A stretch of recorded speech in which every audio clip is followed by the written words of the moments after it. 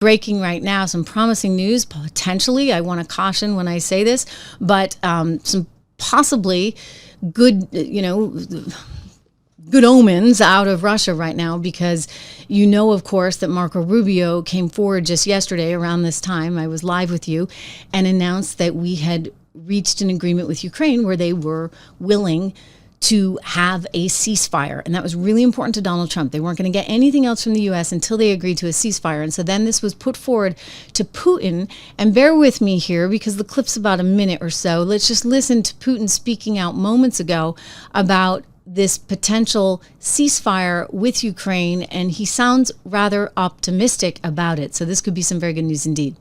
As for readiness of Ukraine for the ceasefire, I'll tell you my estimation of this. But first of all, I would like to thank the President of the United States for paying so much attention to regulating the conflict in Ukraine.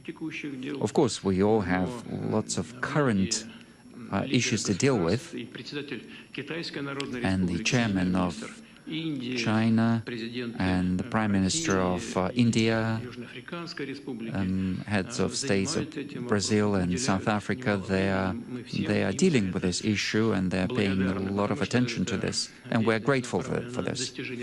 And we're hoping that their activity, we understand that their activity is aimed at reducing loss of human life in the conflict.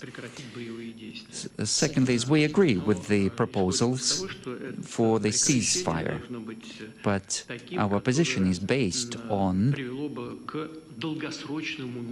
the assumption that the ceasefire would lead to a long-term peace, something that would remove the initial reasons for the crisis. As for the readiness of Ukraine to ceasefire,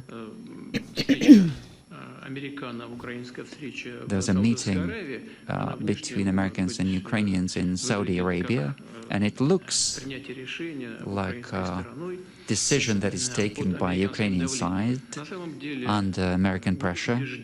In reality, I am completely convinced that Ukraine had to ask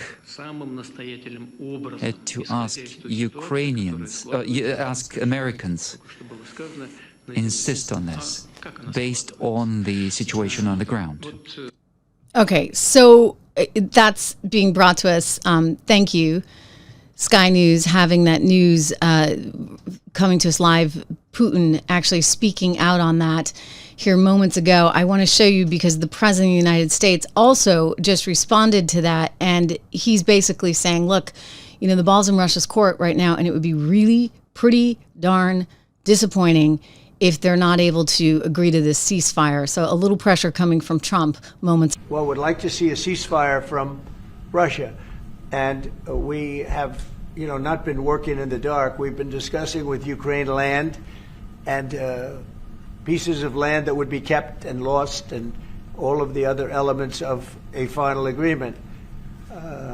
There's a power plant involved, a very big power plant involved. Who's going to get the power plant, and who's going to get this and that? And so, it's not an easy process. But phase one is the ceasefire. A lot of the individual subjects have been discussed, though. We've been discussing concepts of land because you don't want to waste time with the ceasefire if it's not going to mean anything. So we're saying, look, this is what you can get, this is what you can't get. They discussed NATO and being in NATO, and everybody knows what the answer to that is. They've known that answer for 40 years, in all fairness. So a lot of the details of a final agreement have actually been discussed. Now we're going to see whether or not Russia's there, and if they're not, it'll be a very disappointing moment for the world. I think that's interesting what he's saying. It'll be a very disappointing moment for the world. So Donald Trump kind of giving a little bit of an elbow there to Putin. You know what? I did my job. I got them to the table. Everybody's sort of here. Now it's up to you. And so this is the sort of do or die moment, if you would. It's promising that Russia's saying, hey, we're looking at this. We appreciate what the U.S. is doing. But now it comes down to actually completing the deal. So we've gotten Ukraine to the table, and I think Russia's going to look pretty bad if, in fact, they're not able to meet us halfway there. So this is sort of that moment of truth, if you would, and it's an important moment. And I'll tell you, if Donald Trump can get this done, then that's a massive accomplishment, a huge accomplishment. And once again, sort of reflects on what the heck was going on for the last 4 years. Why was there such a failure of diplomacy, if you would? Because if he's able to pull this off and Biden clearly couldn't, then, we get some more talking to do.